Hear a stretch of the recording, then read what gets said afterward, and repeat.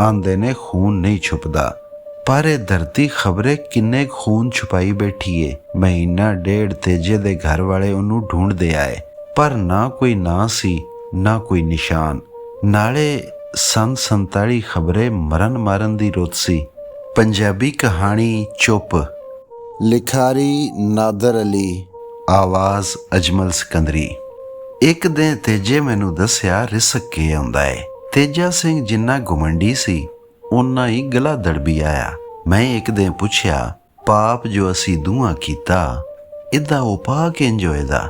ਉਸ ਕਿਹਾ, ਪਾਪ ਪੁੰਨ ਦਾ ਨਖੇੜਾ ਪੁਰਖ ਨਹੀਂ ਕਰ ਸਕਦਾ। ਅਨਿਆਂ ਪਾਪ ਏ, ਕਿਸੇ ਦਾ ਦਿਲ ਦੁਖਾਣਾ ਪਾਪ ਏ। ਅਖੇ ਅਸਾਂ ਦੋਹਾਂ ਤੇ ਇੱਕ ਦੂਜੇ ਨੂੰ ਆਸਰਾ ਦਿੱਤਾ। ਘੜੀ ਦੋ ਘੜੀ ਜੋ ਥੱਕੇ ਬੰਦੇ ਦੀ ਅੱਖ ਲੱਗ ਜਾਏ, ਇੰਜ ਤੇਰੇ ਨਾਲ ਵਸਣਾ। ਮੈਂ ਤੇ ਮੂਲੇ ਦਾ ਬੁਰਾ ਨਹੀਂ ਮੰਗਿਆ, ਉਹਨੂੰ ਤੇਰੇ ਬਾਲ ਬੱਚੇ ਨੂੰ ਖੁਸ਼ ਵੇਖ ਕੇ ਖੁਸ਼ ਹੋਣਾ ਚਾਹੀਦਾ। ਜੋਗੀ ਵਾਲਾ ਫੇਰਾ ਏ ਮੇਰਾ। ਖਬਰੇ ਲੈਲਪੁਰੋਂ ਤੇਰੇ ਚੱਕ ਆਉਂਦਿਆਂ ਮੈਨੂੰ ਉਸ ਸ਼ਹਿਰ ਦੇ ਜੱਗ ਦੇ ਸਾਰੇ ਰਸਮੋ ਰਿਵਾਜ ਕਾਨੂੰਨ ਵੀ ਭੁੱਲ ਜਾਂਦੇ ਨੇ।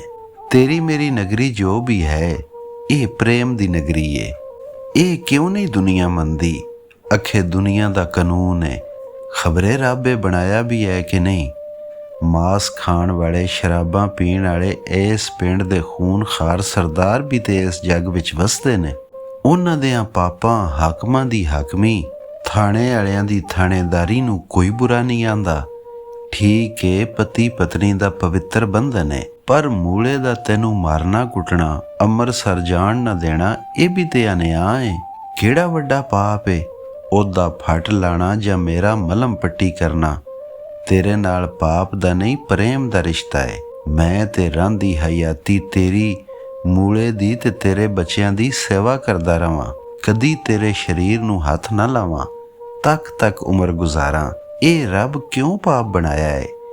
ਇੰਜ ਕਿਉਂ ਨਹੀਂ ਜੇ ਮੈਂ ਤੇ ਮੂਲਾ ਪ੍ਰੇਮ ਸਾਂਝਾ ਕਰ ਲਈਏ, ਸਾਡਾ ਦੋਹਾਂ ਦਾ ਤੇਰੇ ਨਾਲ ਪ੍ਰੇਮ। ਮੈਂ ਕਿਹਾ, ਤੇਜਿਆ, ਗੱਲਾਂ ਨਾਲ ਰੱਬ ਤੇ ਨਹੀਂ ਨਚਾਰਿਆ ਜਾਂਦਾ। ਜੋ ਹੋਇਆ ਸੋ ਹੋਇਆ। ਇਹ ਹੁਣ ਪਾਪੋਂ ਪੁੰਨ ਨਹੀਂ ਬਣ ਜਾਣਾ। ਚੱਕੋਂ ਲੌ ਲੱਗਣ ਤੋਂ ਪਹਿਲੋਂ ਟੁਰ ਜਾ। ਮੂਲਾ ਤੇ ਜੋ ਮਾਰੇਗਾ ਸੋ ਮਾਰੇਗਾ। ਮੈਂ ਵੱਡੇ ਵੇਲੇ ਤਾਈਂ ਆਪ ਡਰ ਨਾਲ ਮਰ ਜਾਵਾਂਗੀ। ਕੀ ਦੱਸਾਂ, 50 ਵਰੇ ਹੁਣ ਟੋਬਿਓਂ ਆਇਆ ਹੋ ਗਏ ਨੇ। 60 ਵਰੇ ਪਹਿਲਾਂ ਜਦ ਅੰਮ੍ਰਿਤਸਰੋਂ ਚੱਕ ਚੁਤਾਲੀ ਆਈ ਤਾਂ ਮੈਨੂੰ ਲੱਗੇ ਜੋ ਮਰ ਜਾਵਾਂਗੀ। ਟੋਬਾ ਟੇਕ ਸਿੰਘ ਤੇ ਸ਼ਹਿਰ ਵੀ ਪਿੰਡਾਂ ਵਰਗਾ ਸੀਗਾ ਤੇ ਮੂਲਾ ਸਿੰਘ ਤਰਖਾਣ ਉਸ ਸ਼ਹਿਰ ਦਾ ਰਾਠ। ਮੂਲਾ ਮੂਰਖ ਖੂਹ ਦਾ ਤੇ ਮੂਰਖ ਆਇਆ, ਪਰ ਤਿਰਖਾਣੇ ਕੰਮ ਦਾ ਹੁਨਰੀ। ਕਹਿੰਦੇ ਸੀ ਉਹਦੀ ਠੋਕੀ ਚੂਲ ਕਦੇ ਨਹੀਂ ਸੀ ਹਿਲਦੀ। ਪਰ ਉਸ ਚੱਕ ਚੁਤਾਲੀ ਦਾ ਪੱਕਾ ਕੋਠਾ ਕਰਕੇ ਤੇ ਗਾਂ ਮੱਝ ਫਿਰਨ ਤੁਰਨ ਦੀ ਖੁੱਲ ਕਰਕੇ ਪਿੰਡ ਨਹੀਂ ਸੀ ਛੱਡਿਆ। ਸੇਬ ਮੇਰੇ ਵਿਆਹ ਤੋਂ ਪਹਿਲੋਂ ਛੱਡ ਦਿੱਤੀ। ਬਹੁਤ ਜ਼ੋਰ ਲਾਇਆ ਕੈਰੂ ਦਿਆਂ ਸਰਦਾਰਾਂ। ਉਸ ਕਿਹਾ, ਰਾਂਦੀ ਹਯਾਤੀ ਹਲ ਚੁਗਾਟ ਨੂੰ ਹੱਥ ਨਹੀਂ ਲਾਣਾ। ਅੰਮ੍ਰਿਤਸਰ ਲੋਹੇ ਦੇ ਖੂਹ ਸੀ। ਇੱਥੇ ਦੂਜੇ ਚੌਥੇ ਪਿੰਡ ਜਿੱਥੇ ਮਿੱਠਾ ਪਾਣੀ ਆਉਣਾ, ਲੱਕੜੀ ਦੇ ਹੀ ਢੋਲ ਚਰਖੜੀ ਚਲਾਉਂਦੇ ਸੀ। ਮੂਲੇ ਖੂਹਾਂ ਬੂਹਿਆਂ ਬਾਰੀਆਂ ਦਾ ਕੰਮ ਛੋ ਲਿਆ ਤੇ ਆਰਾ ਜਾ ਲਗਵਾਇਆ ਟੋਬੇ। ਜਦ ਬਿਜਲੀ ਆਈ, ਕੈਰੂ ਵਾਲਿਆਂ 2-4 ਦਫਾ ਮਾਰ ਪਵਾਈ, ਗਾਲ ਮੰਦਾ ਕੀਤਾ, ਪਰ ਮੂਲੇ ਜਾ ਤਹਿਸੀਲ ਦੇ ਘਰ ਗੁਜਰਾਤ ਬੂਹੇ ਬਾਰੀਆਂ ਲਾਈਆਂ। ਲੱਕੜੀ ਟੋਬੇ ਵਾਫਰਾਈ, ਮੁਫਤ ਕੀਤਾ ਕਿ ਮੁੱਲ, ਤੇ ਉਸ ਨਾਦਰ ਅਲੀ ਤਹਿਸੀਲਦਾਰ ਨੂੰ ਹੱਥਾਂ ਤੇ ਪਾ ਲਿਆ। ਉਹ ਅਫਸਰ ਮਾਲ ਹੋ ਕੇ ਲੈਲਪੁਰ ਗਿਆ ਤੇ ਮੂਲਾ ਜੋ ਆਪ ਅਫਸਰ ਬਣ ਗਿਆ। ਕੈਰੂ ਵਾਲਿਆਂ ਹਾਰ ਮੰਨ ਲਈ। ਮੈਂ ਆਈ ਤੇ ਅੱਧਾ ਪਿੰਡ ਉਹਦਾ ਕਰਜ਼ਾਈ ਆਇਆ। ਥਾਣੇ ਤਹਿਸੀਲੇ ਮੁਨਸ਼ੀ ਮੁਸੱਦੀ ਸਾਰੇ ਉਹਨੂੰ ਜਾਣਦੇ ਆਏ, ਪਰ ਮੇਰੇ ਲਈ ਤੇ ਕੈਦ ਸੀ ਪਿੰਡ ਥਾਂ। ਲੋਕਾਂ ਮੈਨੂੰ ਤਰਖਾਣ ਦੀ ਬੁੱਢੀ ਸਮਝਿਆ। ਮੂਲੇ ਕੋਲੋਂ ਮੈਂ ਹੀ ਨਹੀਂ, ਜੱਟ ਵੀ ਡਰਦੇ ਆਏ। 4 ਜੱਟ ਨਿਕਲਦੇ ਉਹਦੇ ਵਿੱਚੋਂ ਏਡਾ ਜਣਾ ਆਇਆ। ਫੇਰ ਸੂਬੇਦਾਰ ਉਹਨੂੰ ਪਿਸਤੌਲ ਦਾ ਲਾਇਸੈਂਸ ਬਣਵਾ ਦਿੱਤਾ। ਅਜੇ ਬਰਛੀ ਡਾਂਗ ਦਾ ਜ਼ਮਾਨਾ ਸੀ। ਚੱਕ ਚੁਤਾਲੀ ਪਹਿਲੀ ਸਾਈਕਲ ਲਿਆਂਦੀ ਮੂਲੇ ਨੇ। ਇਹ ਮੇਰੇ ਵਿਆਹ ਤੋਂ 10 ਵਰੇ ਅਗਦੋਂ ਦੀ ਗੱਲ ਸੀ। ਪਰ ਪੈਸੇ ਨੂੰ ਕਿਸੇ ਚਟਣਾ ਹੁੰਦਾ ਏ। ਉਜਾੜ ਸੰਸਾਨ ਜਗ੍ਹਾ ਸੀ ਕੈਰੂ। ਕਹਿੰਦੇ ਨੇ ਜਦ ਪਹਿਲੇ ਪਹਿਲ ਆਬਾਦੀ ਹੋਈ ਤੇ ਲੋਕ ਜ਼ਿਮੀਆਂ ਛੱਡ ਕੇ ਨਸ ਜਾਂਦੇ ਸੀ। ਚੁੱਪ ਨਹੀਂ ਸੀ ਜੱਲੀ ਜਾਂਦੀ। ਗੋਰੇ ਸਾਹਿਬ ਨੇ ਕਾਵਾਂ ਦੀ ਗੱਡੀ ਭਰ ਕੇ ਮੰਗਾਈ ਪਈ ਦਿਲ ਲੱਗ ਜਾਏ ਲੋਕਾਂ ਦਾ। ਮੈਂ ਆਈ ਤੇ ਕਾਂ ਤੇ ਸੀਗੇ, ਪਰ ਖਸਮ ਰਾਤ ਨੂੰ ਹੀ ਘਰ ਆਉਂਦਾ ਸੀ ਤਿੰਨ ਮੇਰੇ ਬਾਲ ਦੀਪਾ ਤੇ ਸੂਰਜ ਤੇ ਨਿੱਕੀ ਨਗਿੰਦਰ ਉੱਤੇ ਥੱਲੇ ਦੇ ਜੰਮ ਸੀ। ਬਾਲਾਂ ਨਾਲ ਘਰ ਦੇ ਕੰਮ ਕਾਜ ਤੇ ਗਾਂ ਦੇ ਪਾਣੀ ਪੱਠੇ ਨਾਲ ਦਿਨ ਗੁਜ਼ਰਦਾ ਸੀ।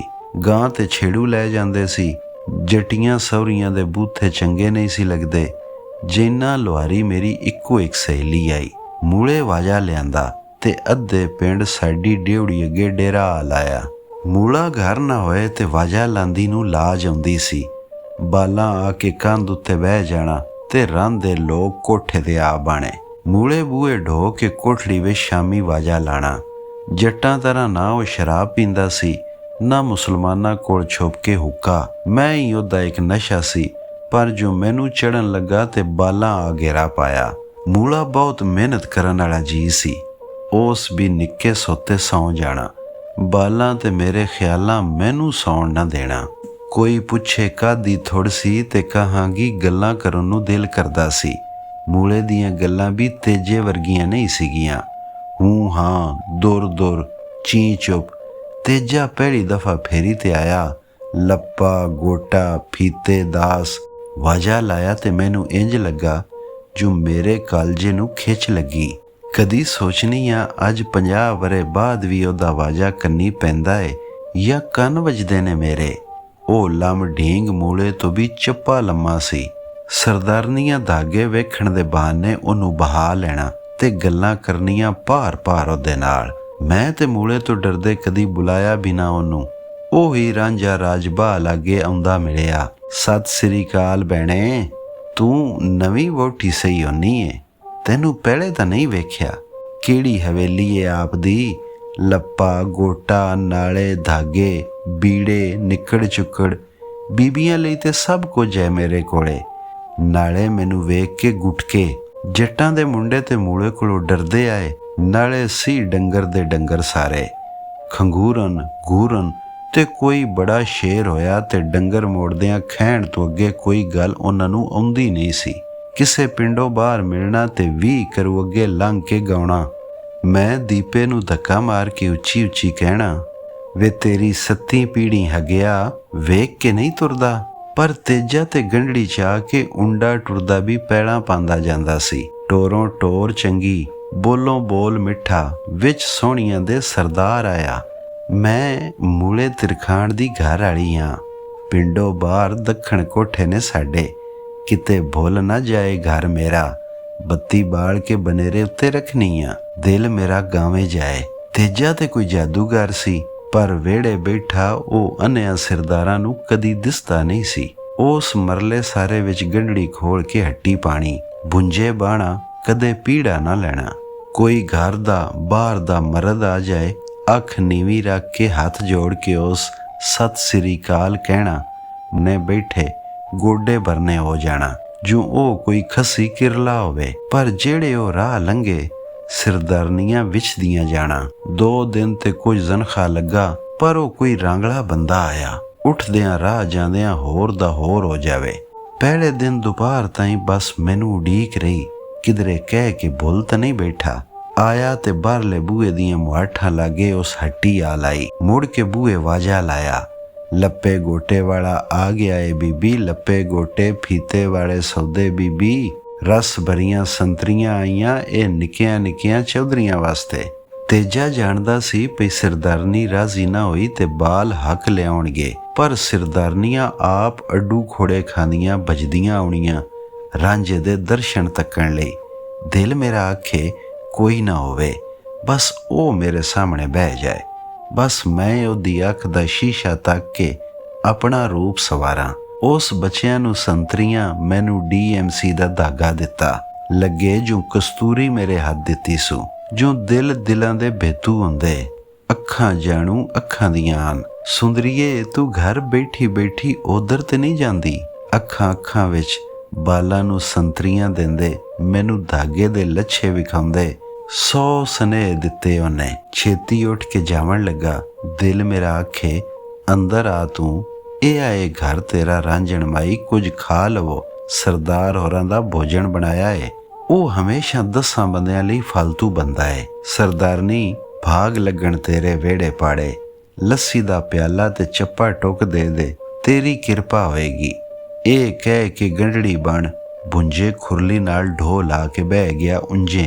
ਮੈਂ ਕਿਹਾ, ਮੈਂ ਪੀੜਾ ਲਿਆਵਾਂ? ਆਖਣ ਲੱਗਾ, ਨਹੀਂ ਸਰਦਾਰਨੀ, ਮੈਂ ਭੁੰਜੇ ਹੀ ਸੌਖਾ ਰਹਿਣਾ, ਪੀੜਾ ਕਦੇ ਨਹੀਂ ਲੈਂਦਾ, ਨਾਲੇ ਲੈਲਪੁਰੋਂ ਨਿਕਲ ਕੇ ਕਦੇ ਮੰਜੇ ਤੇ ਨਹੀਂ ਬਾਂਦਾ। ਭੁੰਜੇ ਮੈਂ ਬੜਾ ਸੌਖਾ ਰਹਿਣਾ, ਨਾਲੇ ਬਰਾਬਰ ਨਹੀਂ ਬਹਿੰਦਾ ਮੈਂ ਸਰਦਾਰਾਂ ਦੇ। ਮੈਂ ਦਿਲ ਵਿੱਚ ਕਿਹਾ, ਖਚਰਿਆ, ਤੂੰ ਤਾਂ ਸਿਰ ਅੱਖਾਂ ਤੇ ਬਹਿਨਾ ਹੈ, ਸਰਦਾਰਾਂ ਦੀ ਅੱਖੀ ਮਿੱਟੀ ਪਿਆ ਪਾ ਭਾਵੇਂ, ਸਰਦਾਰਨੀਆਂ ਤੇਰੇ ਚਰਨੀ ਲੇਟਣੀਆਂ ਲੈਣ ਸਾਰੀਆਂ। ਇੰਜ ਲੱਗੇ ਜੋ ਸਾਰੀ ਹਯਾਤੀ ਪਹਿਲੀ ਵਾਰੀ ਮੈਂ ਕੋਈ ਜਿਉਂਦਾ ਜੀ ਵੇਖਿਆ ਹੈ। ਦਿਲ ਕਰੇ ਉਹਨੂੰ ਦੁੱਖੜੇ ਸੁਣਾਵਾਂ, ਘਰ ਆਵੇਂ ਤੇ ਸਾਰੇ ਦੁੱਖ ਦੱਸਾਂ, ਮਾਈ ਵੇ ਜੋ ਬੀਤੀਆਂ ਸਾਡੇ ਨਾਲ। ਮੇਰੀ ਡਿਉੜੀ ਉਹਦੀ ਹੱਟੀ ਬਣ ਜਾਣੀ।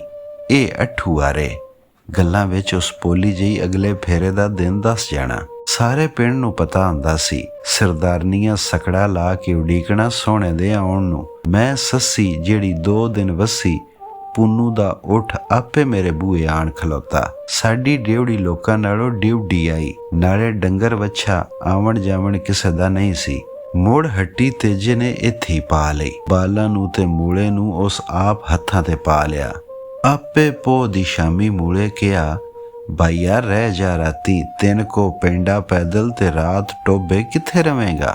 ਗੱਡੀ ਤੇ ਹੁਣ ਵੱਡੇ ਵੇਲੇ ਹੀ ਜਾਊਗੀ। ਇੰਜੇ ਇੱਕ ਸ਼ਾਮ ਪਈ ਤੇ ਗੋਜਰਿਓਂ ਵੱਡੇ ਸਰਦਾਰਾਂ ਦਾ ਬੰਦਾ ਆਇਆ ਭਈ SP ਸਾਹਿਬ ਲਾਹੌਰੋਂ ਆਏ ਨੇ, ਨਵੀਂ ਕੋਠੀ ਦਾ ਸਾਰਾ ਲੱਕੜੀ ਦਾ ਕੰਮ ਮੂਲੇ ਨੂੰ ਸਮਝਾਉਣਾ ਚਾਹੁੰਦੇ ਨੇ, ਰਾਤ ਲਈ ਆ ਜਾਏ। ਇੰਜ ਇੱਕ ਰਾਤ ਤੇਜੇ ਨਾਲ ਇਕੱਠੀ ਗੁਜ਼ਰੀ। ਸਾਰੀ ਰਾਤ ਮੈਂ ਨਾ ਸੁੱਤੀ। 3 ਫੇਰੇ ਡਿਉੜੀ ਦੇ ਲਾਏ। ਤੇਜਾ ਕਿਹੜਾ ਸੁੱਤਾ ਸੀ? ਇੰਜ ਜਾਗਦੀ ਦੀ ਕਿਸਮਤ ਸੌਂ ਗਈ ਜਾਂ ਸੁੱਤੀ ਦੀ ਜਾਗੀ। ਹੋਣੀ ਵੀ ਮਨ ਮੋਹਣੀ ਲੱਗੀ। ਕਈ ਦਿਨ ਲੰਘ ਗਏ, ਪਰ ਮੂਲੇ ਜਦ ਵੀ ਮੇਰੇ ਵੱਲ ਵੇਖਣਾ, ਉਸ ਕਹਿਣਾ, ਕੀ ਹੋ ਗਿਆ ਹੈ ਤੈਨੂੰ? ਬੜਾ ਡਾਢਾ ਸੀ। ਮਾਰ ਕੁੱਟ ਕੇ ਉਸ ਕਢਾ ਲਿਆ ਮੇਰੇ ਅੰਦਰੋਂ ਉਹ ਭੇਦ ਜਿਹੜਾ ਮੇਰੇ ਮੂੰਹ ਤੇ ਲਿਖਿਆ ਸੀ। ਮੈਂ ਇਤਕਾਂ ਤੇਜੇ ਦੇ ਡਕਰੇ ਕਰਕੇ ਦੱਬ ਆਵਾਂਗਾ। ਆਂਦੇ ਨੇ ਖੂਨ ਨਹੀਂ ਛੁਪਦਾ, ਪਰ ਇਹ ਧਰਤੀ ਖਬਰੇ ਕਿੰਨੇ ਖੂਨ ਛੁਪਾਈ ਬੈਠੀ ਏ। ਮਹੀਨਾ ਡੇਢ ਤੇਜੇ ਦੇ ਘਰ ਵਾਲੇ ਉਹਨੂੰ ਢੂੰਡਦੇ ਆਏ, ਪਰ ਨਾ ਕੋਈ ਨਾਂ ਸੀ, ਨਾ ਕੋਈ ਨਿਸ਼ਾਨ। ਨਾਲੇ ਸੰਨ 47 ਖਬਰੇ ਮਰਨ ਮਾਰਨ ਦੀ ਰੁੱਤ ਸੀ।